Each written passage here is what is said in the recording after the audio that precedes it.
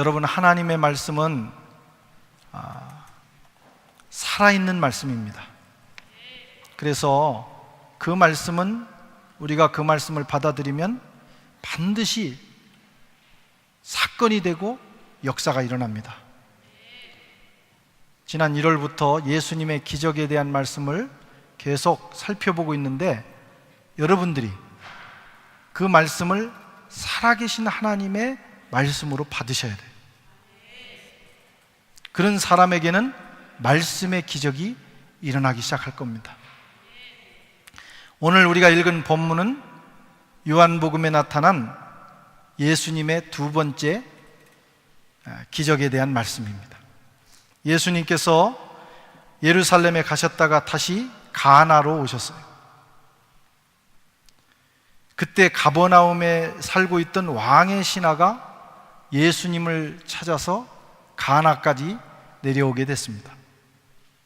그의 아들이 병들었기 때문입니다. 그의 사랑하는 아들이 죽어가고 있었기 때문입니다. 아들은 죽음의 질병 앞에서 고통하고 있었고, 아들의 고통은 왕의 신하인 이 아버지에게 감내하기 어려운 역경이 되었습니다.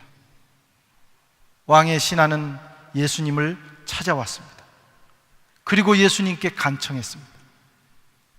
예수님께서 그의 간청을 들으시고 그 아들의 질병을, 죽을 질병을 고쳐주셨어요. 오늘 말씀을 듣는 중에 저와 여러분에게 주님께서 말씀하시는 역사가 있기를 바랍니다. 그리고 그 말씀을 듣는 중에 우리의 문제가 해결되고 하나님의 역사가 일어나기를 바랍니다.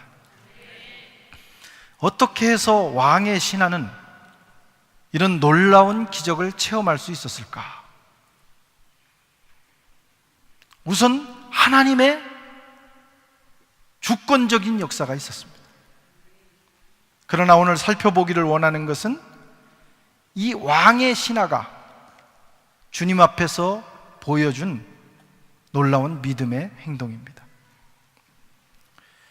세 가지를 뛰어넘었어요. 세 가지의 장애를 뛰어넘었어요. 그래서 주님의 능력이 그의 삶에 흘러 들어간 것입니다. 첫째는 신분의 거리를 뛰어넘었어요. 46절에 보면 예수께서 다시 갈릴리 가나에 이르시니 전에 물로 포도주를 만드신 곳이라. 왕의 신하가 있어 그의 아들이 가버나움에서 병들었더니. 이 사람의 신분이 왕의 신하입니다.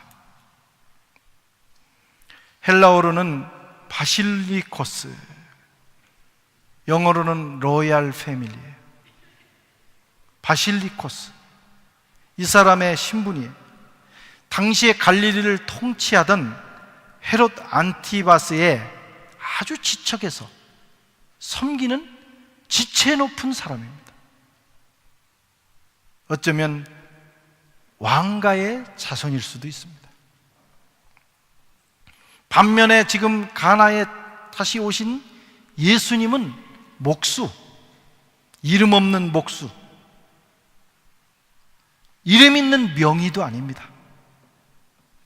그가 간간히 사람들을 고쳤다는 소문이 퍼졌을 뿐입니다. 랍비지만 가말리엘 같은 위대한 랍비 밑에서 공부한 석학도 아니었어요. 단지 가나에서 얼마 전에 물로 포도주를 만들었다는 사실, 이것이 가버나움까지 소문이 퍼졌을 것입니다. 그런데 진짜 그 일이 어떻게 일어났는지는 대부분은 몰라요. 물떠온 하인들만 아는 그런 사건입니다. 그 소문이 퍼졌어요. 그런데 이 목수 청년을 지체 높은 왕의 신하 바실리코스가 찾아왔다 이거예요. 왕궁에 가면 어이라는 사람이 있어요. 어이, 임금을 고치는 사람. 또 재벌가, 오늘날 재벌가에는 그 사람들만을 치료하는 전문 주치의가 있습니다. 보통 아프면 병원에 가는 것이 아니라 주치의가 집 안으로 왕진을 와서 보는 거예요. 왕에게 어이가 찾아가는 것입니다. 특별한 경우에 병원에 가도 특실의 대우를 받습니다. 이것이 바로 여러분 로얄 패밀리의 삶입니다. 그런데 아마 어쩌면 이 왕의 신하는 왕께 혜택을 입어서 어의의 치료를 받을 수도 있었을 거예요. 그런데 이 사람이 지금 그 모든 특권을 다 뒤로 두고 자신의 신분에 자기의 높은 그 지체 높은 자기의 입장을 다 뒤로 넘겨놓고 일개 목수를 찾아온 거예요. 신분의 거리를 뛰어넘었다, 이런 말씀이에요. 이게 쉬운 일이 아니에요. 남 얘기니까 쉬운 것 같지만 막상 이런 위치에 있는 사람은 이렇게 하기가 어렵습니다. 체면이라는 게 있잖아요. 차라리 자식이 죽을지언정 체면은 구길 수 없다, 이런 사람도 있어요. 그 신분, 체면, 자기의 지체를 뛰어넘는다는 것은 쉬운 일이 아닙니다. 이 사람이 어떻게 신분의 거리를 뛰어넘었을까? 자기의 아들이 아팠어요. 아들로 인한 고난과 역경, 그것이 신분의 거리를 뛰어넘게 만들었습니다. 47절에 보면 이렇게 돼 있어요. 내게 내려오셔서 내 아들의 병을 고쳐주소서. 헬라어에는, 원문에는 이 아들 앞에 정관사가 붙습니다. 이 말은 외아들일 가능성이 많다는 거예요.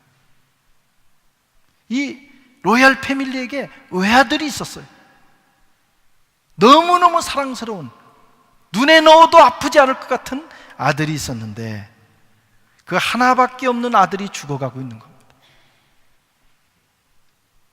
그 아들이 고통 속에서 죽어가는 것을 볼 때 이 아버지는 모든 신분의 거리를 뛰어넘을 수 있었어요. 아들을 살리는 일이라면 내가 무슨 일이든지 할 수 있다는 것입니다.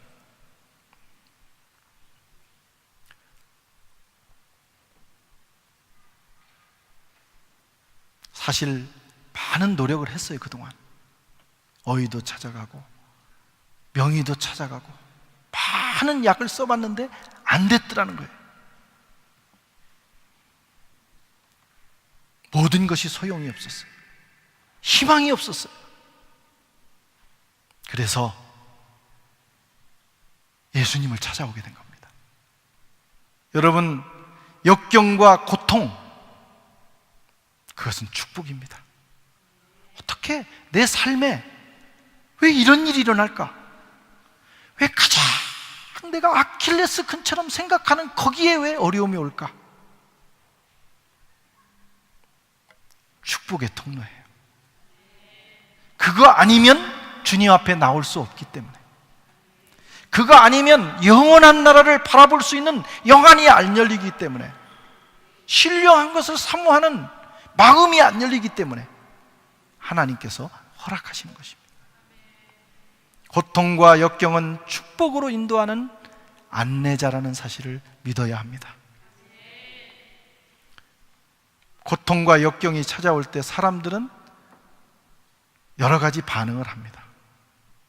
우선 불평과 원망의 소리, 깍깍거리는 까마귀 소리를 내는 사람들이 있어요. 왜 이런 일이 일어나느냐고, 하나님이 계시면 이럴 수 있느냐고, 아, 내 인생 참 저주스럽다, 원망하고 불평하면서 살아가는 사람이 있어요. 반면에 백로처럼 그 역경과 고통을 치고 하늘을 향하여 올라가는 아름다운 인생도 있어요. 여러분은 어떤 인생입니까? 어려움이 올 때마다 원망하고 불평하고 그래서 자꾸 더 나락으로 떨어지는 인생입니까? 아니면 어려움이 올 때 그 어려움, 그 바람을 쫙 차고 하늘로 비상하는 인생이냐 이거지. 오늘 주님을 찾아왔던 이 왕의 신하는 후자였어요.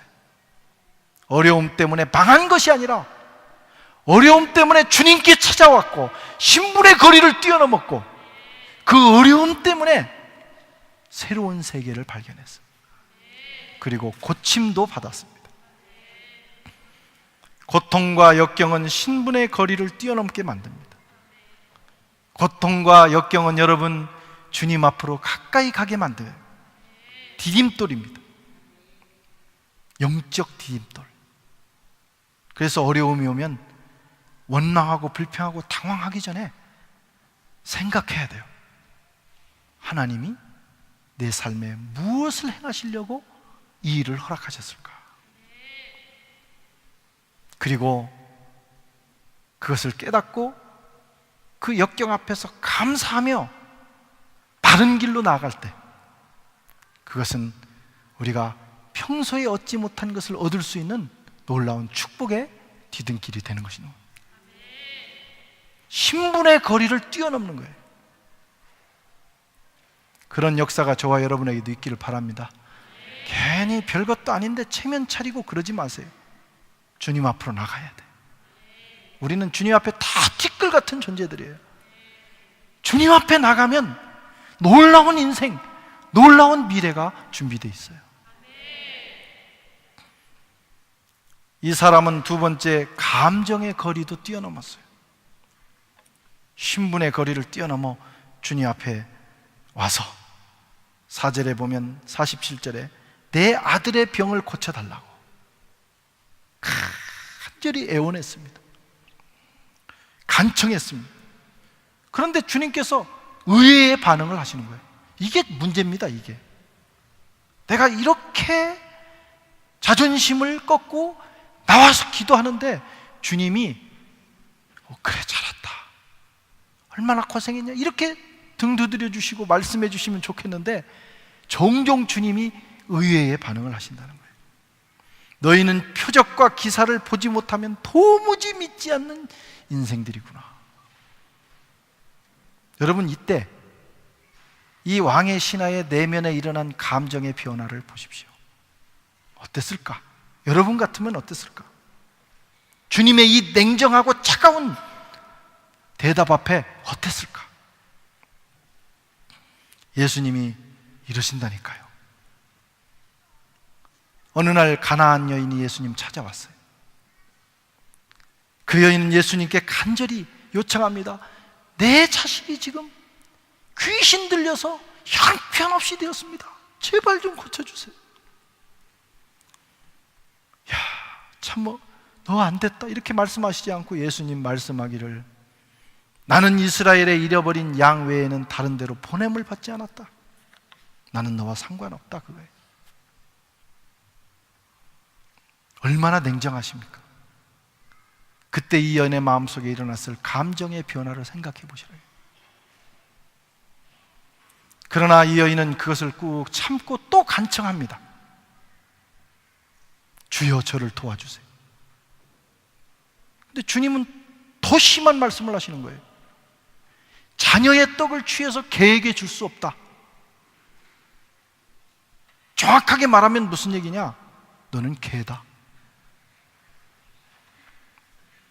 그래서 고쳐줄 수 없다. 열받지 않습니까? 아니 그냥 돌려보내든지. 개라니 내가 개냔 말이야. 아이 하고 갈 수 있는 거예요.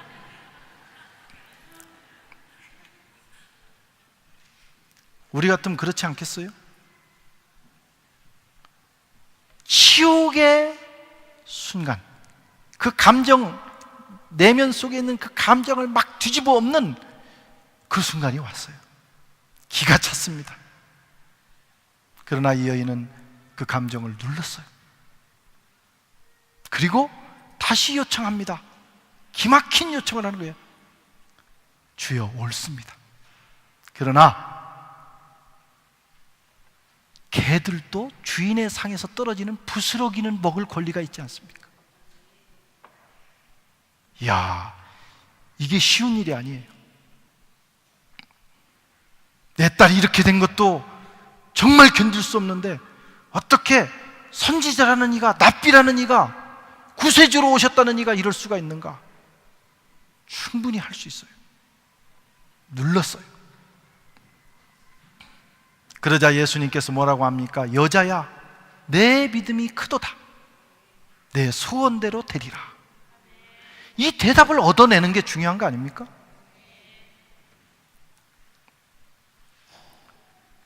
원래 원문에는 여자여 앞에 감탄사 오가 들어있어요. 이 말은 크다, 위대하다 그런 뜻이에요. 와, 이 여인의 믿음이 위대하구나. 주님이 놀라셨어. 그렇게 냉정하게 말씀하시던 주님이 놀라셨어요. 이 여인은 받음으로 인해서 속에서 일어나는 그 감정에, 요동치는 감정을, 그 거리를 뛰어넘었습니다.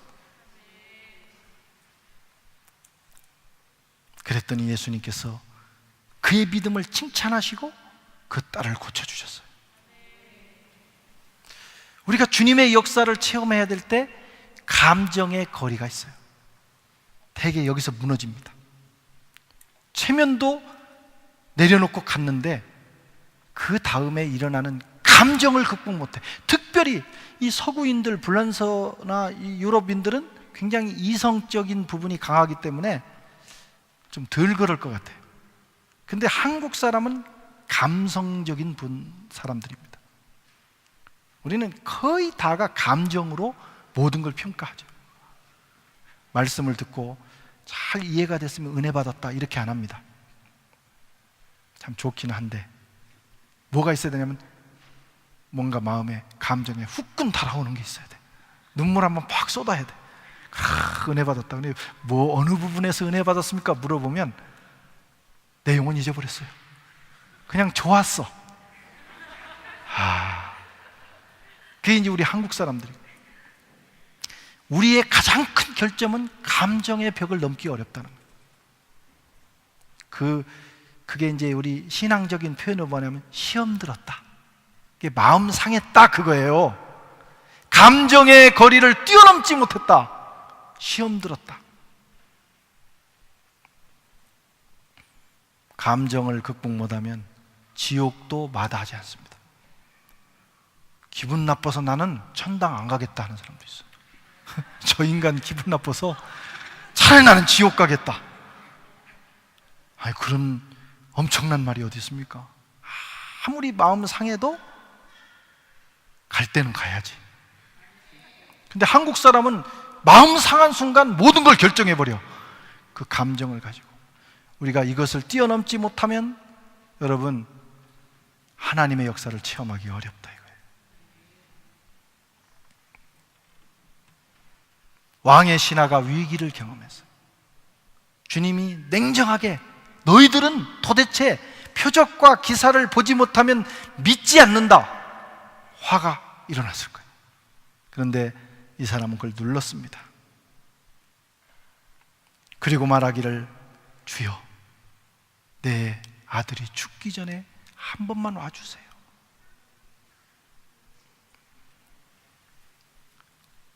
이 사람이 왕족이잖아요. 예수님이 이 사람한테 주여 해야 되는데 자신을 더 낮춘 거예요. 이 목수를 향하여 주여 이렇게 고백한 거예요.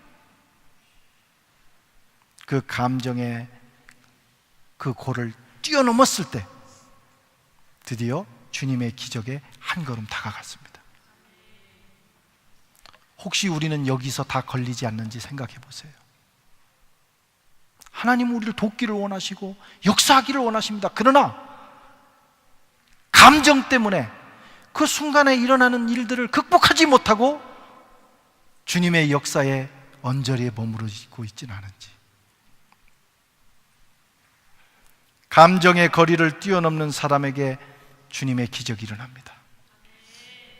세 번째로 이 사람은 지역의 거리도 뛰어넘었어요. 47절 말씀을 함께 읽어보겠습니다. 그가 예수께서 유대로부터 갈릴리로 오셨다는 것을 듣고 가서 청하되 내려오셔서 내 아들의 병을 고쳐주소서 하니 그가 거의 죽게 되었습니다. 지금 가버나움에서 이 가나까지의 거리는 직선 거리로는 27km, 그 다음에 곡선 거리, 옛날에야 뭐 고속도로가 없었으니까 그냥 길을 따라가면 32km,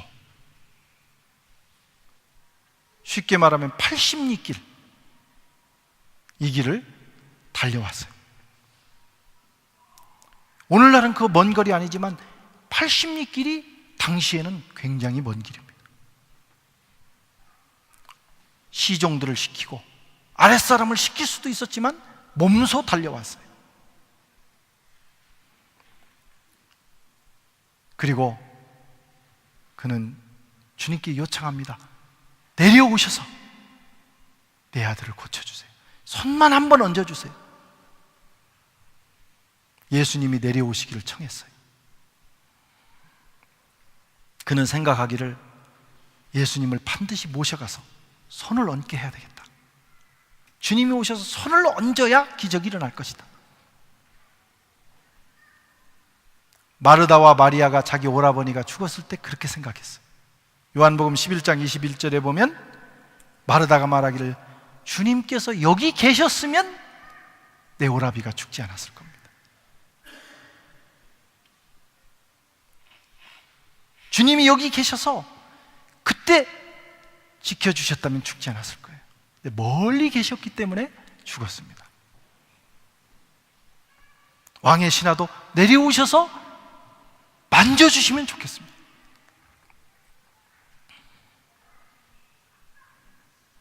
그런데 예수님은 의외의 말씀을 하십니다.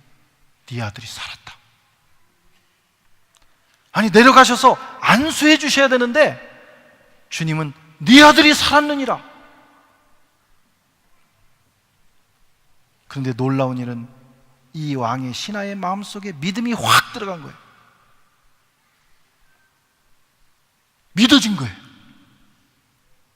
그 말씀이 믿어진 거예요. 이게 기적이고 은혜입니다. 주님이 오셔서 손을 얹지 않아도 그 말씀이 거리를 초월해서 역사하신다는 사실이 순간에 믿어진 거예요. 오늘 본문이 뭐라고 합니까? 예수의 하신 말씀을 믿고 가더니 가는 중에 아이가 낳았다는 소식을 들었어요. 물어봤어요. 언제 그런 일이 있었느냐? 보니까 예수님이 말씀하신 순간, 그가 믿은 순간 역사가 일어난 것입니다. 이 사람이 무엇을 믿었습니까? 하나님의 말씀은 시공을 초월해서 역사한다.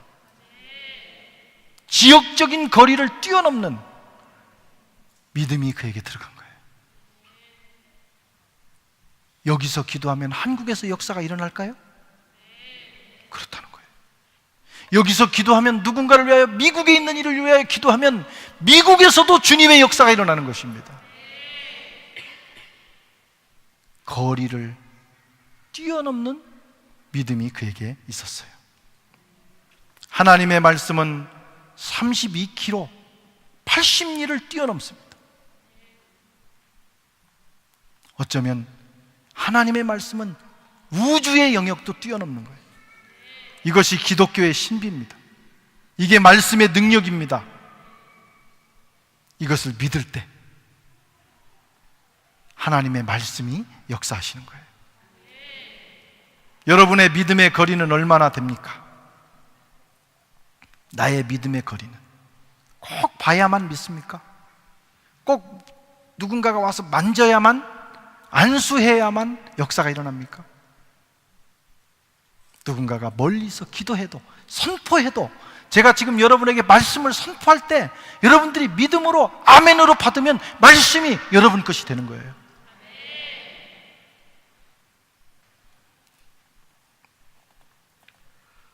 마태복음 8장에 보면 백부장이 나오죠. 자기의 아들을 위하여, 하인을 위하여 왔습니다. 고쳐달라고. 예수님이 이때는 또 가시겠다는 거예요. 그랬더니 그가 말하기를, 예수님 오시지 마세요. 이렇게 바쁘시고 힘드신데 누추한 저희 집에까지 오실 필요 없습니다. 말씀으로만 하세요. 제 집에도 하인이 많은데, 아랫사람인데 이렇게 하라고 하고 저렇게 하라고 다 합니다. 그 어른께서 거기까지 오시지 않아도 됩니다. 말씀만 하시면 일어날 줄로 믿습니다. 성경에 뭐라 기록하느냐? 예수님께서 기히 여겼다. 그가 그렇게 말하는 것을, 그의 믿음을 기히 여겼다. 기가 막혔다는 거예요. 예수님이 깜짝 놀랐어요. 예수님에게 충격을 줬어요.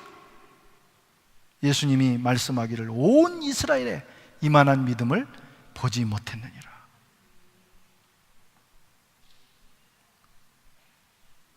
이 백부장은 시공을 초월하는 하나님의 말씀을 믿었어요.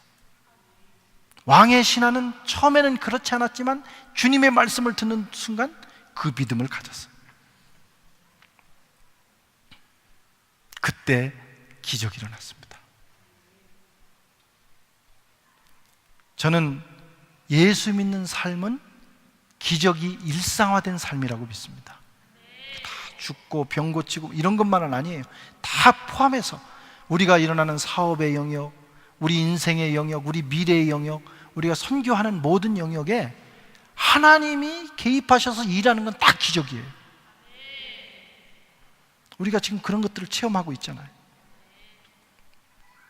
주님은 그렇게 하시기를 원하십니다. 그런데 우리가 넘어야 될 것이 몇 가지 있다는 거예요. 첫째는 신분의 거리. 나를 내려놓을 필요가 있어요. 별것도 아닌 거 가지고 자꾸 체면 차리지 말고 주님 앞에 쫙 엎드리는 거예요. 그리고 감정의 거리 넓혀야 됩니다. 어지간하면 시험 들면 안 돼요. 어지간히 누가 괴롭혀도 주님을 향하여 가는 길을 멈추면 안 됩니다. 지역의 거리, 이 거리를 넓게 할 때 여러분, 주님의 기적의 영역도 넓어지는 것입니다. 이게 좁으면 주님의 역사도 일어날 듯 말 듯 그러는 거예요. 왜 인생을 그렇게 삽니까? 기적의 폭을 넓게 하기 위해서 여러분, 믿음의 그 거리를 넓히시는 저와 여러분 되시기를 주님의 이름으로 축원합니다.